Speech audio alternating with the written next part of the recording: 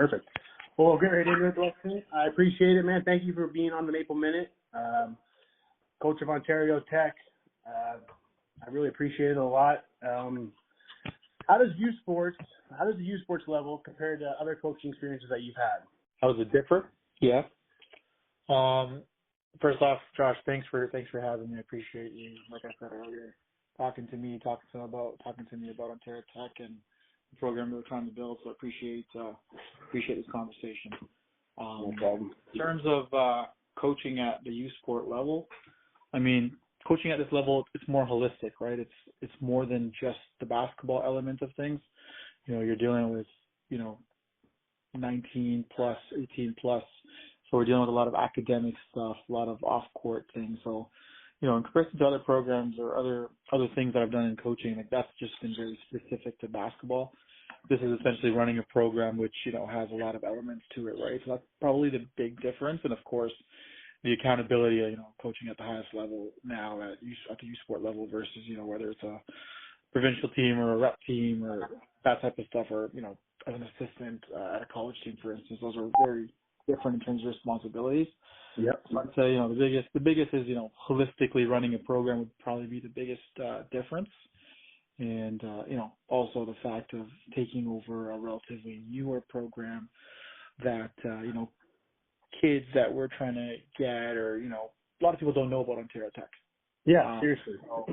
So just, selling that brand and getting that brand out there, whether it's through social media or whatever way we can. So there's that element to it as well, aside from just the basketball and the program side of things, building that brand as well in the basketball community. And how long has Ontario Tech been in the U Sports level for? I think our inaugural year was 2019. Yeah, in 2019, 2020. So I did join the program as an assistant then.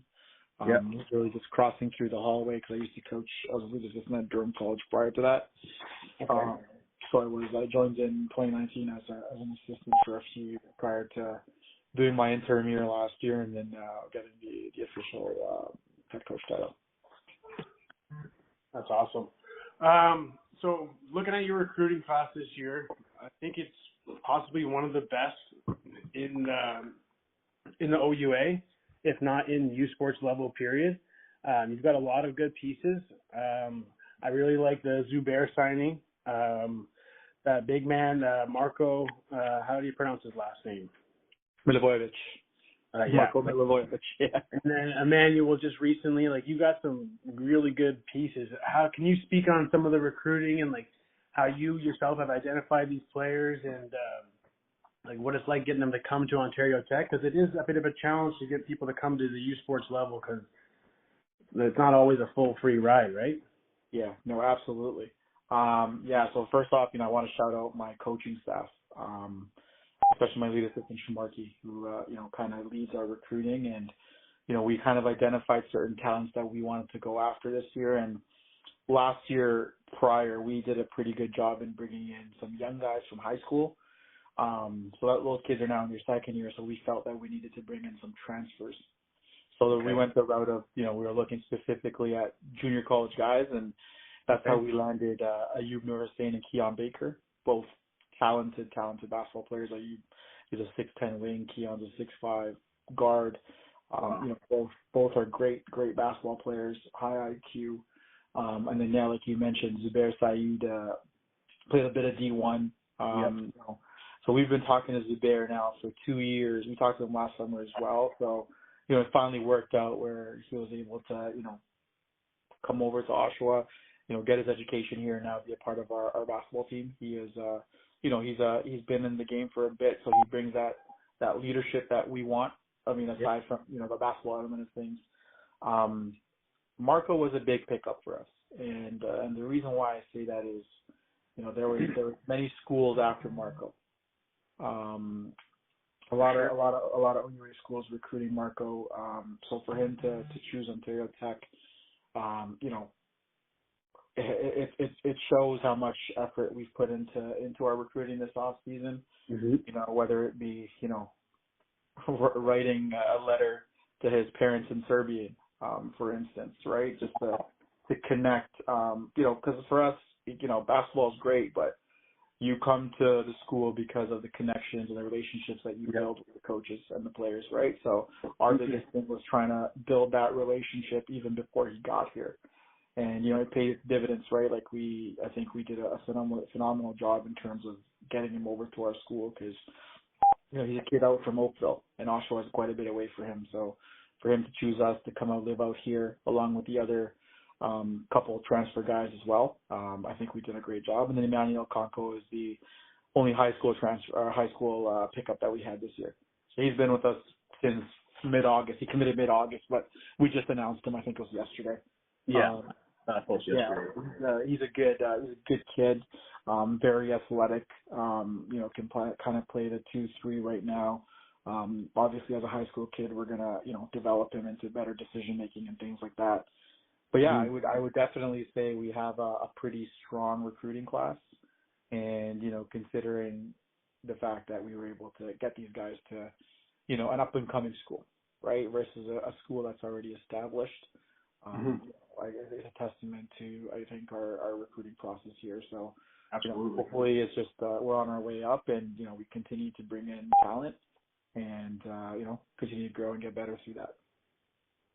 So, like, when you're recruiting out of JUCOs and other schools, like, how much does eligibility come into play? Like, how many years left of eligibility do they have? Like, you have obviously you're trying to win every single year, Deluxshan, but it's like you have like a period where you can kind of build a program, and how many years does Zubair have left, for instance?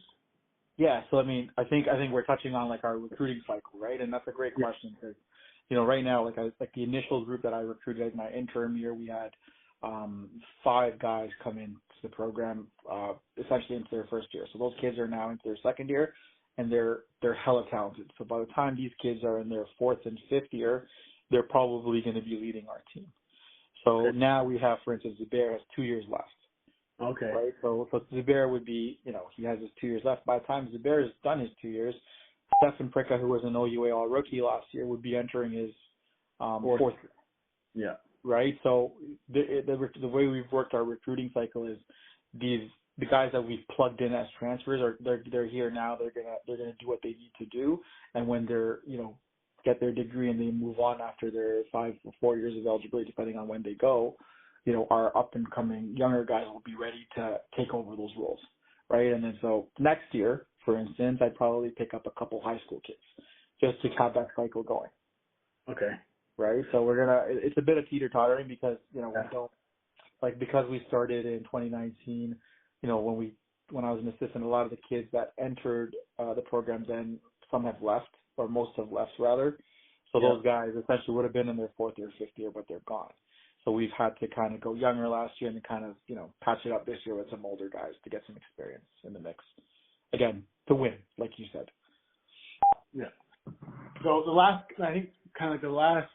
sort of roundup about the recruitment, scholarships play a big role in a kid's decision. Like, if a kid can get a free ride to a JUCO, or a kid has to pay to come to an OUA school or an OCAA school, how does the scholarships that role play in student athlete recruitment? Like, can you provide an overview of the scholarship opportunities that are available at Ontario Tech for student athletes?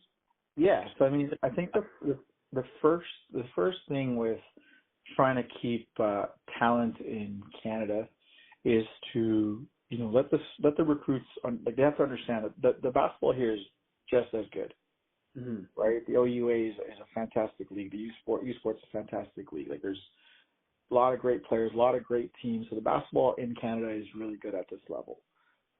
So that's the first thing that I've noticed when it comes to recruiting kids, either from JUCO or trying to tell them not to go to JUCO and stay in Canada, is for kids to understand. There's just this notion that basketball in America is just a lot better, right? Yeah. And sure, perhaps, but the basketball here in Canada has also grown to a certain extent. But in regards to the scholarship in the OUA, the athletic financial assistance is $5,000. Okay. Right. And then, if you're coming in with grades, good grades and things like that, you might be able to get some academic stuff depending on the program, depending on the school, that type of stuff. But from an athletic financial assistance standpoint, the most in Ontario that we can offer is 5,000. So it used Okay. to be, and the good thing here is it used to be 4,500 last year. Yeah. Was the max? They actually bumped it up another $500 to 5,000. Okay. Wow. Pretty good, man. So, So like, so tuition's like what, 7.5K? That's what it was when I was in yeah, school. I mean, it really depends on the Yeah. program of choice, but you're looking at between, 6.5 to 9K depending on, Okay. your department things. Yeah. Yeah, you can get like 90 to like 50% of your scholarship, means of your tuition paid for with $5,000. Yeah, that's Yeah, exactly. interesting.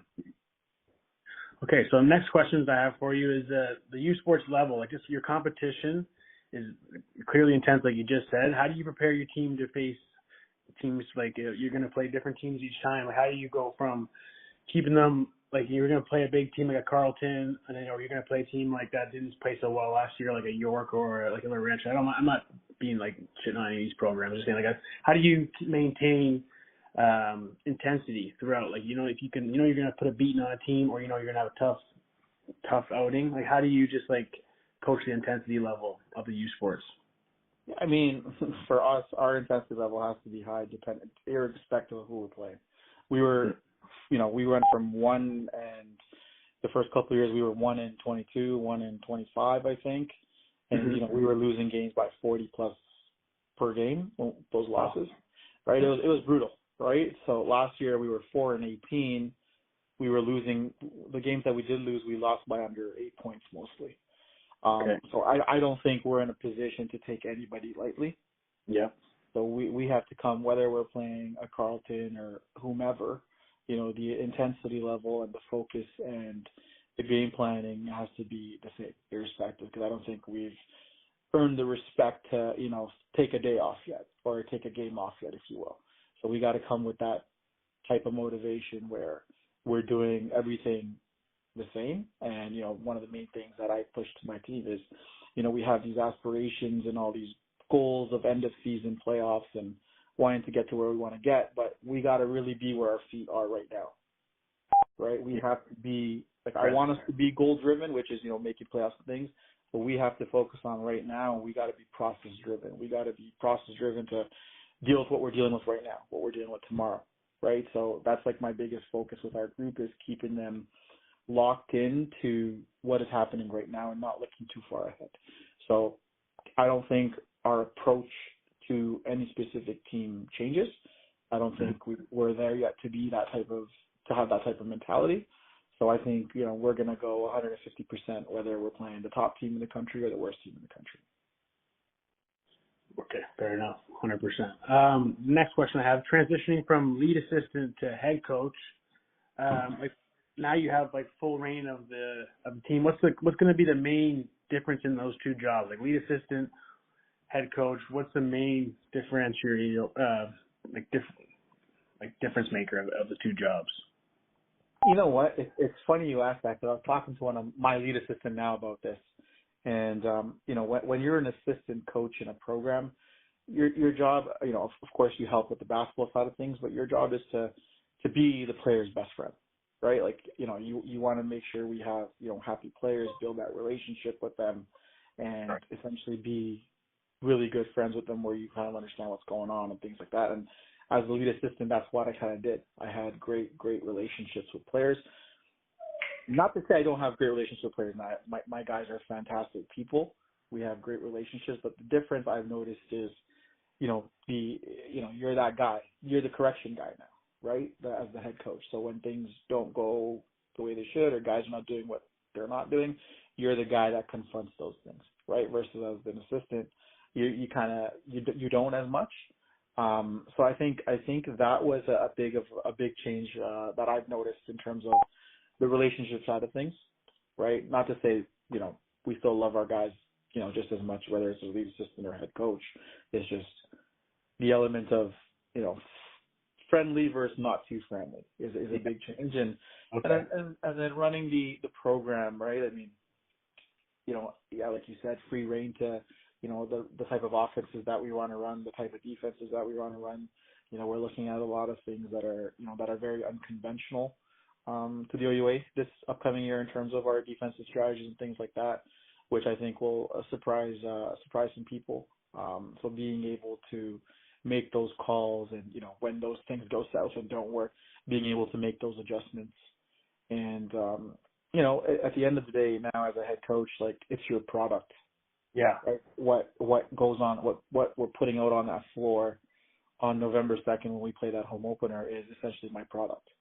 Yeah. So, there's a big, obviously it comes down to me in terms of deciding what that product is and, the type of kids that we bring in as well, right? Through our recruiting, are we bringing in high character people that are, great basketball players, but also good people that are going to be good people of society and also taking care of the academics and things as well. So being able to decide the type of kids that you want in your program is also, is my decision now versus before, as an assistant, you kind of deal with the roster. Right. Yeah. But now I like this time around, the 12 that we're going to be rostering is all handpicked essentially by me and my staff. Yeah. Right. So there's that onus on it as well. So I think those are probably the biggest changes I would say. And then, the other thing is just, the biggest is probably those and just holistically running the program versus as an assistant, just helping out with drills, doing things here and there. Yeah. And now, every single thing is your responsibility now, right? So you got to make sure the boat works forward and everyone's on the boat. So, that's probably the biggest difference, I'd say. For sure. And then, so like you're transitioning from the lead system, do you try to do carry over anything from the system that's in play on like the playbook, or like because you guys are familiar with it from last year, or do you kind of come in and say, hey, we're going to work this summer, I'm bringing in a whole new playbook? Do you start from scratch, or do you try to keep some familiarity with the system from your previous head coach? Now you're the head coach. Great question. This year's completely different. Nice. I love that. This year is absolutely different. Last year, just because of how, it was here, it was, we kind of were doing some things from the prior year as well in terms of offensive and defensive schemes. But now that, we've had a full summer of, getting in the gym and things like that, it's going to be a completely different product, whether it be, defensive strategy or offensive playbook, like you had said. So it will be different this year. Okay. And can you name like one specific coaching philosophy that you're going to bring to Ontario Tech this year as the head coach? Like what kind of, like, not a motto, it doesn't have to be a slogan, but just kind of like a philosophy that you're going to bring, like, this is what we're going to do day in and day out kind of thing. I'm not sure, but like a philosophy. So, culture is key. That comes to mind when you ask me philosophy. And, culture is a buzzword that every single coach throws around, right? So that's that word that we use. And, it means different things to different people. For us, we, like you had said, we're from 2019, relatively new program. I have 5 kids returning. Everybody else is new. So all brand new guys. Yeah. I have 1 kid returning from the prior regime who's going into his 5th year, Levi Akbana. But everybody else is essentially new. So, what we allow our players to do and not do essentially sets the culture for now and then for the future. So, that's one thing that I'm really focusing on is, the day-to-day culture of what we allow. What's right, what's wrong. And then the other thing is, I always tell our assistants, they don't care how much you know until they know how much you care. Wow, I like that. Yeah. So sorry? That's a really good one. Like, that's just a really good quote. Like, that just resonated with me for sure. Yeah, 100%. Like, you want your kids to feel that you value them as people before basketball. You know what I mean? Like, I want to know things about my players outside of that basketball court. Like, I know, you can do this off a ball screen, you could do that off the ball screen, but, how's things at home? How many siblings you have, for instance? Like, you want to know these things about these people, right? This is someone's kid at the end of the day. And, I got children of my own. So when they go into varsity sport, I want to make sure they're going into an environment where they're cared for as people before, athletes. So that's a big focus of ours as well. And, just trying to set that culture and make sure our kids are cared for here. So I know we've had a big emphasis on the day-to-day and getting things done right in the here and now, but zooming out for a minute, like, what's your long-term vision? Is this like setting the ground, the foundation for the next 5 years in this first year? What's your vision for the next 5 years of Ontario Tech, the men's basketball program? That's an interesting question because typically when you take over a team, as a head coach. You typically get, a couple years to build it out, bring your kids in, make small progress, Yeah. right? To be honest with you, I want to make playoffs every 5 years at a minimum, right? Okay. This is something that we've been sharing with our team since June. We have something called we call it a business plan, right? And we have certain games that we need to win to get to certain spots within the playoff rankings and things like that. So the kids are aware of this. At the end of the day, this is a business, and that's how we treat it. So they know the business plan, and our goal is to meet that business plan every year. It's a stretch goal coming in, 1 and 20 something, 4 and 18. Now we're talking playoffs. We're shooting for the stars, and I completely get that. I'm not oblivious to that, but that's the standard that I want to set, because I don't want to tell our guys it's okay. It's my first year, so it's okay if we do the same as we did last year or worse. It's okay. I'm not setting that bar low for them. I'm going to set that bar high for them, and we're going to hold them accountable for it every single day. And as long as they do what they're supposed to do and we do what we're supposed to do as a team, I think it's quite attainable. For sure. So I know the NCAA, they do a lot of making their own schedule. Do you have to go by a set schedule? You got to play everybody in your conference a certain amount of times, and you can kind of go out to tournaments, or how does it work at the college level? I got to get more familiar with the youth sports schedule making. Does the coach make his own schedule, or you got to call up and set up exhibition games or games that count towards your record, or how does it all work? Yeah, so exhibition games we set up amongst ourselves. So I can reach out to another school and set up an exhibition game prior to the season. So that's taken care of by the coaches usually. In season, it's set up through the OUA. Okay. So typically within our conference, there's 3 different conferences. Within our conference, we play every team twice. Yep. And then out of conference, we play every team once. So there's 22 games in total. And then no tournaments or anything like that? You guys don't have a preseason you guys all go to? You can do preseason tournaments. So we're going out to Bishops Thanksgiving weekend, I think. No, in season. In season. I mean, in December you can, when people typically wouldn't play a tournament because it doesn't count towards your record. Okay. It's usually exhibition, right? So it wouldn't count towards record. I wouldn't do a tournament in season just from an injury standpoint. Just from a risk mitigation standpoint, but sometimes teams do play late December because we are cut off December for exam period. So to get the kids back up and running, typically some teams might do a tournament or so, but it's exhibition play. It doesn't count towards your regular season at all. Okay. So now zooming away from coaching a little bit, it can be super demanding. Like you said, you got 12 to 15 kids on your roster that you got to look after. You're thinking about not just their skills on the court, but their outside lives. Are they getting enough to eat? Are they have a girlfriend? Are they doing this? Are they doing that? Are they staying out of trouble? And then you said you have your own kids at home too. How do you balance coaching a full time? Because it doesn't just check out. You don't go home at 3:15, Deluxshan, and just be okay, I'm done with Ontario Tech for good. You're probably sleeping staying up late at night thinking about stuff, thinking about the team. How do you separate the work-life balance, man? Yeah, it's funny you say that because, when I was a lead assistant, I used to think when the practice is done, you can just take off your hat as a head coach and, go about your day. But it's an around-the-clock job, right? It doesn't end. I get, calls at 9 o'clock, 10 o'clock, texts at midnight because things are happening. And, that's the nature of the job, and I'm in line with it. I love it. The reason why, to be honest, it works with me, I have a 4-year-old Kobe and I have a 16-month-old Alea, is because my wife takes care of everything essentially outside of, the only thing I really have to deal with is basketball. My wife takes care of everything else. That's why we're able to, do what we're able to do, because we have as coaches, we have support around us, and, my wife does a great job of ensuring that, I'm taken care of at home. So, I can kind of do what I need to do with the program and build the program out. So I guess the reason why I'm able to do this is probably because my wife literally does essentially everything else, man. That's awesome, man. No, I love that. That's pretty much the same as me too, man. My wife stays home with both kids too. Both kids are in school now, but she was home with them the whole time for the past 6 years.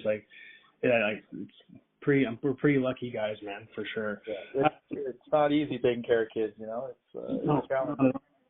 I go to work sometimes. I'm just man, there's stuff to do at work, and I'm swinging the hammer, and I'm tying rebar and stuff. But when you're at home, it's every move you're making is gonna have an impact on this kid's life. Whether in one way or another, you can't be You can't just like at work. You just put your head down and go to work. You can't just. It's so much more than that. Being like at home, it's like again, I can't. I don't envy my wife having to do it 24/7. So, next question I have for you is the last question I have too. Like, do you have any mentors in your life that or coaches that have coached you that really stuck and like kind of like lit a fire in your belly for the game? Like what mentors have you had in your life that have affected your basketball journey, specifically your basketball journey? Man, you know that saying, it takes a village. Like I've had I grew up in Toronto, in Flemington Park. I lived there for 22 years of my life. So I've had a lot of people support me on the court, off the court.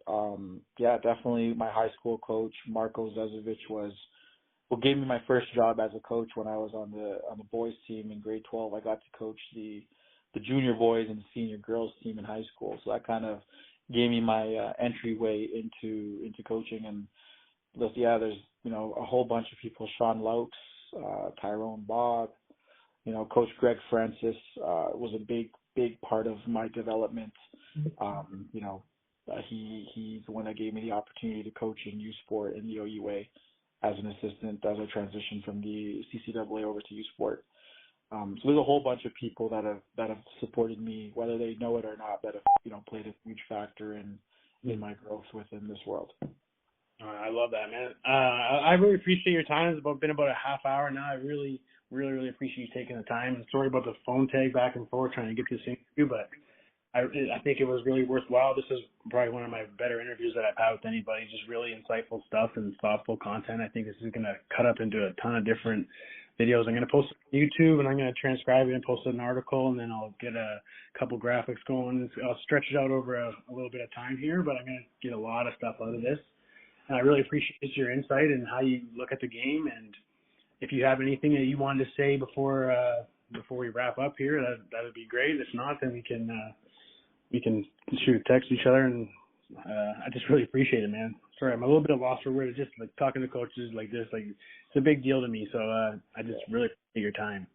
No, Josh, like I told you on the phone, man, I really like what you're doing. I've been following, you when you were at your prior organization to now being independent. I think you're doing a great job highlighting the Canadian basketball scene.